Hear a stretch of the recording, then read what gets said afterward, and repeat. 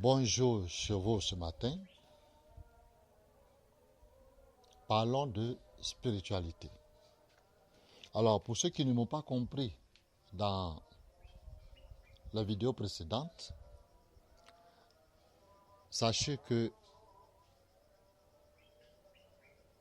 l'acte sexuel n'est pas fait pour perdre notre sémence en ce qui concerne l'homme à tout vent et à tout moment. Faites l'amour avec votre femme. Faites l'amour. Pratiquez la sexualité dans toute sa splendeur. Mais n'éjaculez pas en la femme, ni en dehors de la femme, sauf si vous voulez faire un enfant. Ça, c'est de 1. Et même ça s'encadre, parce que même vous pouvez ne pas éjaculer ou vider toute la sémence. C'est de ça qu'il s'agit, pour faire un enfant. Parce que votre sperme,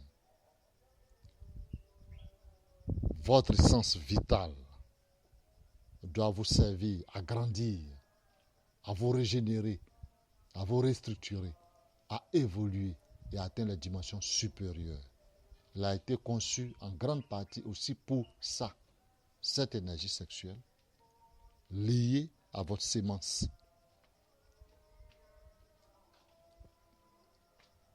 Chez la femme, il est un peu plus complexe. Donc, ça, c'est du domaine du sacré que je ne vais pas étaler ici. Parce que même la sexualité ne doit se pratiquer qu'après une formation, une initiation. Parce que vos énergies, votre conscience doivent être dirigées, orientées sur une voie de régénération, de restauration et d'évolution. C'est pour ça que depuis la nuit des temps, la sexualité a toujours fait partie du sacré. Et que toutes les sociétés antiques, et même jusqu'aujourd'hui, l'art de la sexualité est enseigné dans nos bois sacrés, dans nos forêts sacrées, dans nos temples et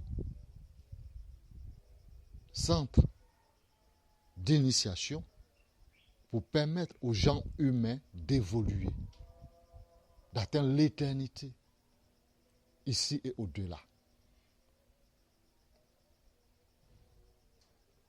Malheureusement,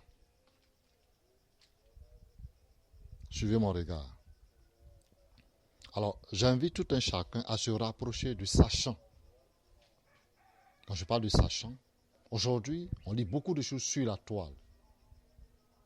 Mais sachez qu'avant que la toile ne soit, il y avait les écoles de mystère, il y avait des centres initiatiques, il y avait des sachants, ceux qui avaient le secret de la vie. Et voilà le col de la connaissance, de la pure connaissance du divin. J'ajoute cette petite capsule pour éclairer encore et préciser mes propos. Il s'agit de rétention séminale, mais qu'il faut pratiquer dans une certaine mesure. Il ne s'agit pas d'aller juste pour ne pas perdre sa semence, pour développer un certain potentiel physique, humain ou mental et autres. Mais il s'agit d'un art sacré.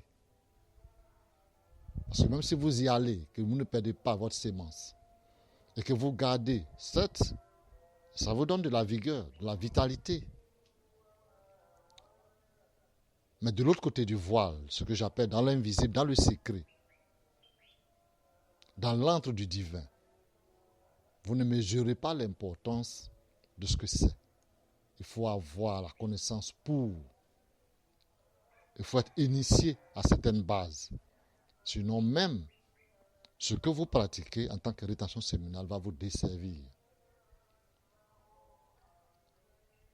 Parce qu'après, vous pouvez vous retrouver dans un cul-de-sac qui peut vous faire replonger dans les souterrains du bien et du mal, où vous serez phagocyté, vous serez détruit.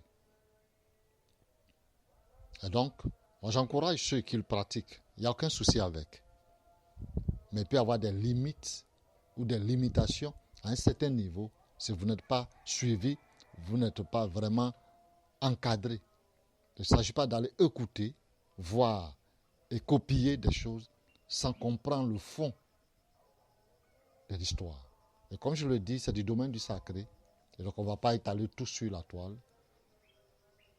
On se réserve le droit d'aller vers des sachants pour vraiment comprendre la quintessence même de ce qu'on dit. Bonjour chez vous.